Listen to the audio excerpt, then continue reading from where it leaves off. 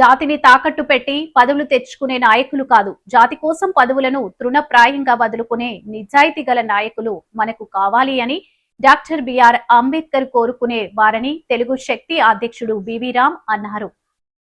కోసం పదవులు తాకబెట్టి నాయకులు మనకు వద్దు అని చెప్పారు.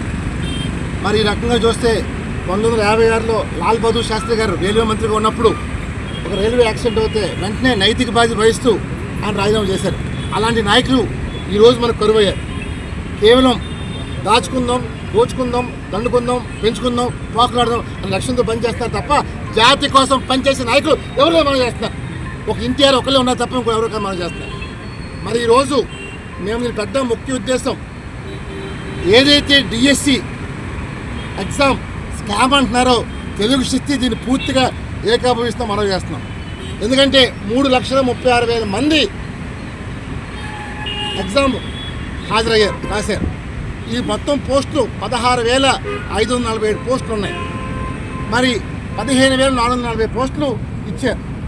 అంటే ఈవేళ ఏ రకంగా స్కామ్ చేశారంటే స్పోర్ట్స్ కోటాలో ఈ స్కామ్ జరిగింది.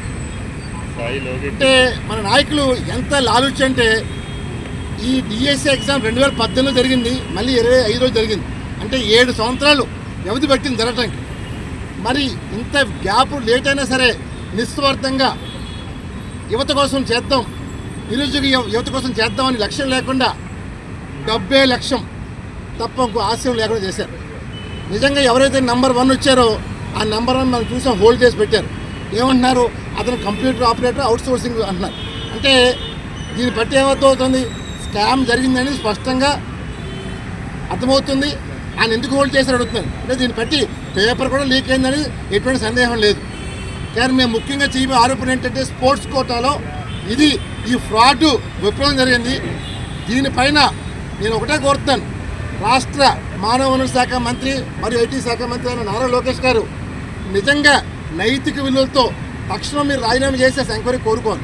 కానీ ఈరోజు అది ఏమీ పట్టినట్టు మీకు నా ఇష్టం, ఎవరన్నా మాట్లాడితే కేసులు పెడతాం, బెదిరిస్తున్నారు. మేము చూసాం, ప్రిన్సిపల్ సెక్రటరీ విద్యాశాఖ అయినా శశిధర్ మాట్లాడుతూ కూడా మీడియా అడిగిన ప్రశ్న కూడా దాటి వేశారు. సో వాళ్ళు ఏమైతే అనుకున్నా అదే చెప్పారు తప్ప అందులో ఎటువంటి స్ట్రేట్ పాయింట్ మనం చేస్తాం. మేము ఒకటే కోరుతున్నాం ప్రభుత్వాన్ని, ముఖ్యమంత్రి చంద్రబాబు గారిని. ఎందుకంటే నేను ఈరోజు నారా లోకేష్కి 48 అవర్స్ టైం ఇస్తాను. ఎవరైతే స్పోర్ట్స్ కోటాలో ఉద్యోగాలు వచ్చినాయో వాళ్ళని మీరు ప్రొడ్యూస్ చేయాలి మీడియా ముందు. వీళ్ళంతా స్పోర్ట్స్ కోటాలోనే ఇచ్చాం, సర్టిఫికేట్స్ ప్రొడ్యూస్ చేసే బాధ్యత లోకేష్ పైన ఉంది.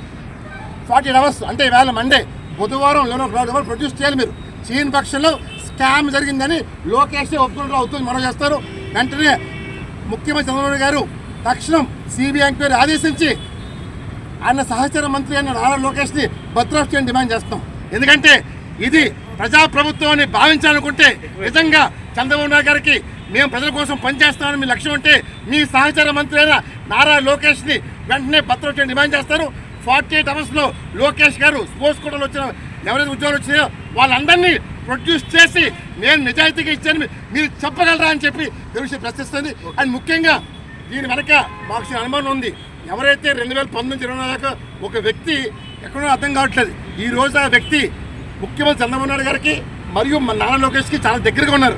సో ఆ కోణంలో ఒక దర్యాప్తు స్టార్ట్ చేస్తే మొత్తం అందరూ ఎలుకలు మొత్తం బయటకు వస్తాయని తెలిసి మనం చేస్తారు. డెఫినెట్గా ఆ వ్యక్తి ఎవరు రివీల్ చేయబోతుంది మనం చేస్తారు. చాలా ఈ వ్యక్తి పైన అనుమానం ఉంది. 2019 ఈ వ్యక్తి ఎక్కడ తెలియదు. మరి ఈరోజు చంద్రబాబుకి లోకేష్కి అత్యంత సన్నిహితంగా ఉన్నాడు. సో డెఫినెట్గా ప్రభుత్వం చూసుకొని సిబిఐ ఎంక్వైరీ చేసి ఈ వ్యక్తి పైన దర్యాప్తు స్టార్ట్ చేస్తే మొత్తం అంతా ఈ స్కామ్ బయటపడతాని చెప్పి తెలిసి మనం చేస్తాం. మీకు మా వార్తలు నచ్చినట్లయితే మా ఛానల్ ని సబ్స్క్రైబ్ చేయండి, లైక్ చేయండి, కామెంట్ చేయండి. మరిన్ని వార్తల కోసం R9 టీవీ ఛానల్ ని చూస్తూ ఉండండి.